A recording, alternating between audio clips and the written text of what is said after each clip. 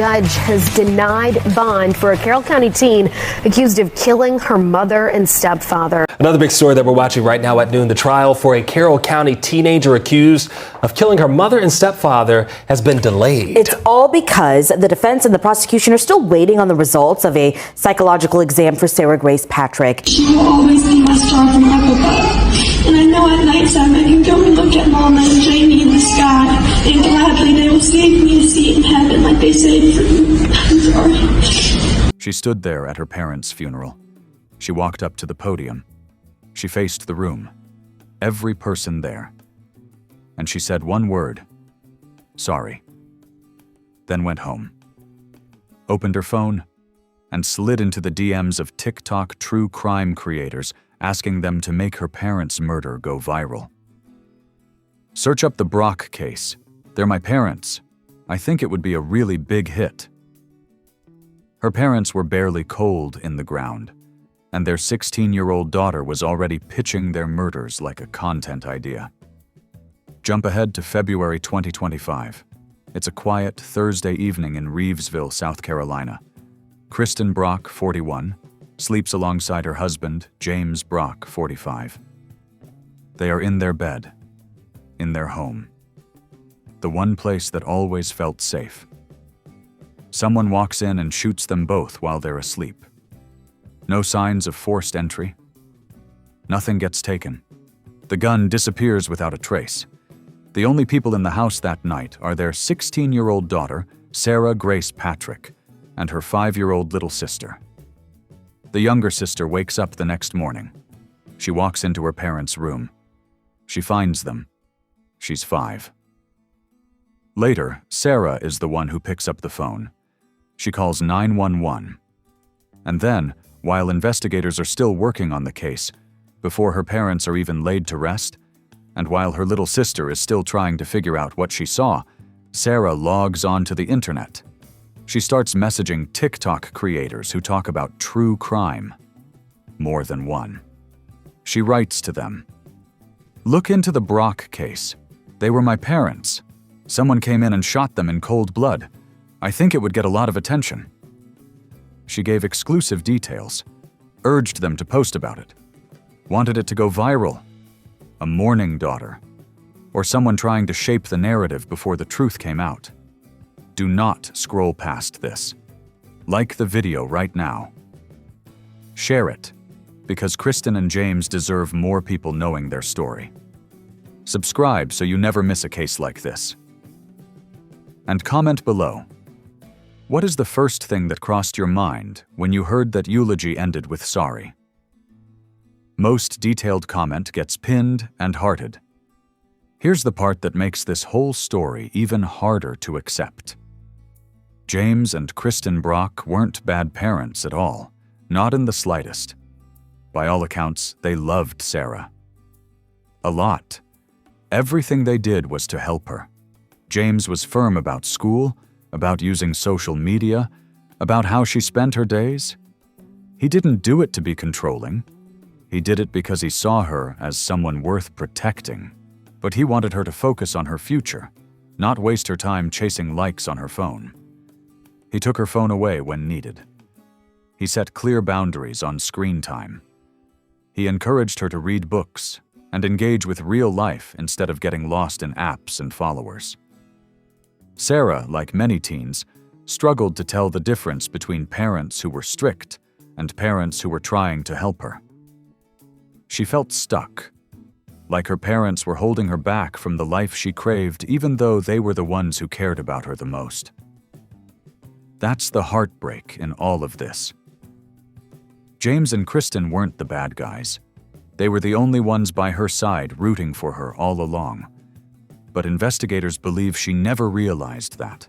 Or maybe, by the end, she no longer cared. People who spent time around their home said the fights kept escalating.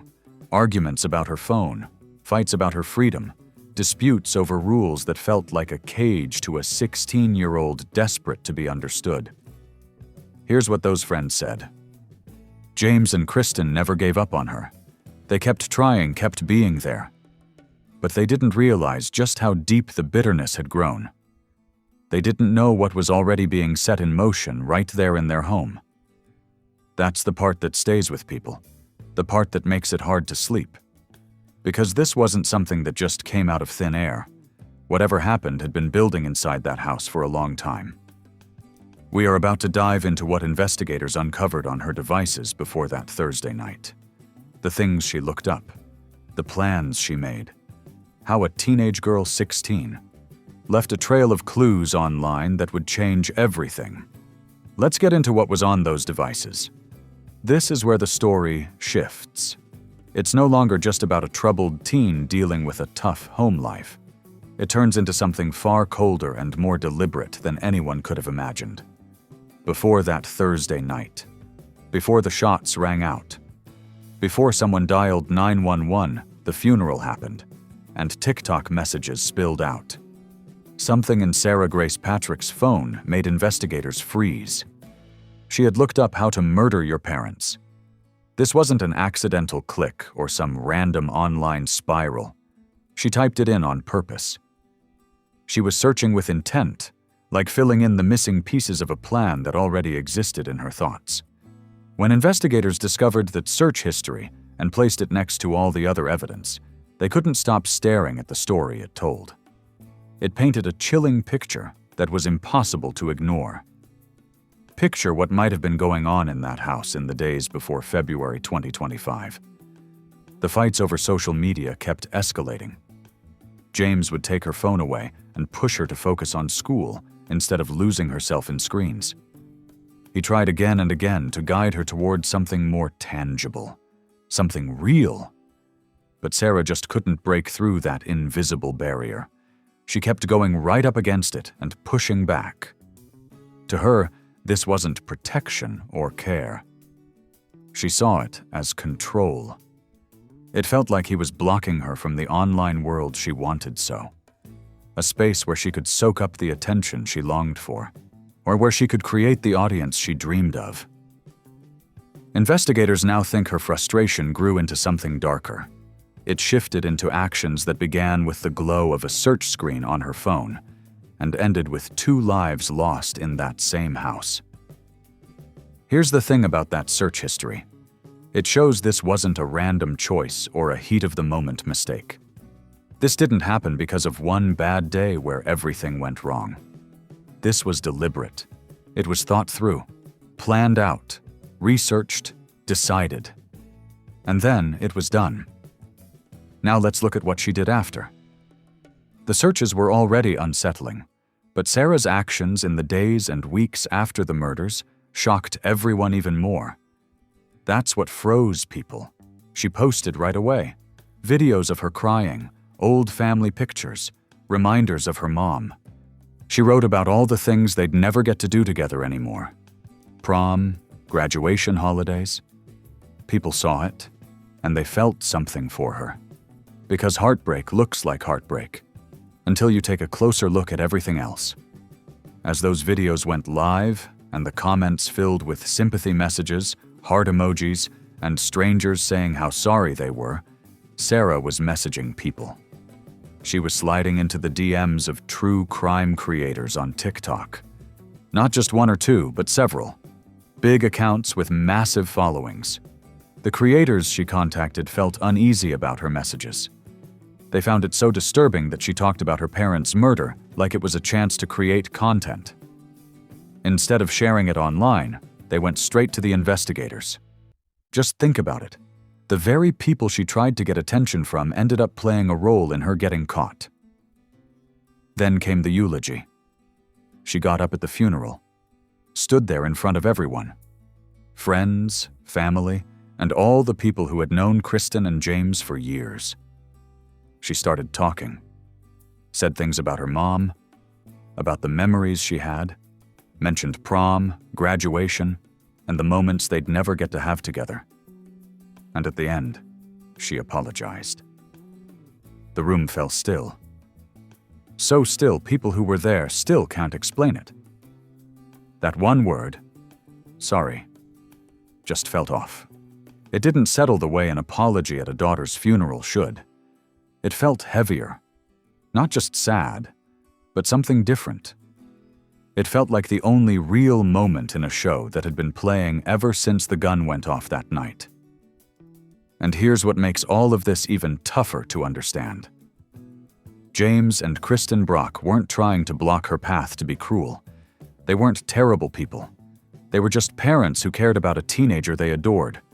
A teenager getting swallowed by a world that was taking over her life. They tried to pull her back from it. The rules they gave her, the restrictions on her phone, the fights over social media.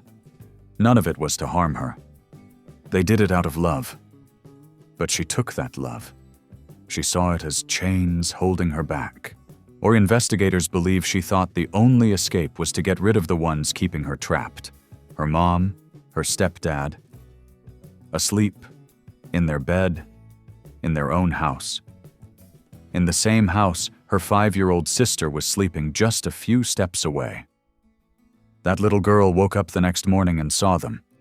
She was 5. And Sarah, prosecutors say, already knew what was waiting to be discovered. What do you think happened here? Share your thoughts now, because we're diving into the arrest, the charges, the trial date, and the one big question at the center of it all.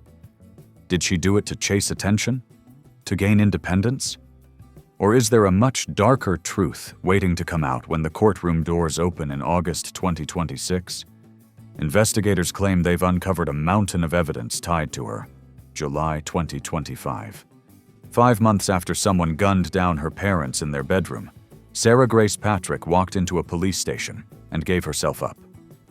Now she faces adult charges. 2 counts of first-degree murder, plus more charges stacked on top. The judge has shut down every bond request. Not once has she been granted release. Right now, she's sitting in jail. She's waiting for her trial set for August 2026. Prosecutors insist they have a mountain of physical and digital evidence that points straight at her. Her father and grandfather continue to support her. She keeps claiming she didn't do it. But people always come back to one thing. The funeral, the speech, that word, sorry.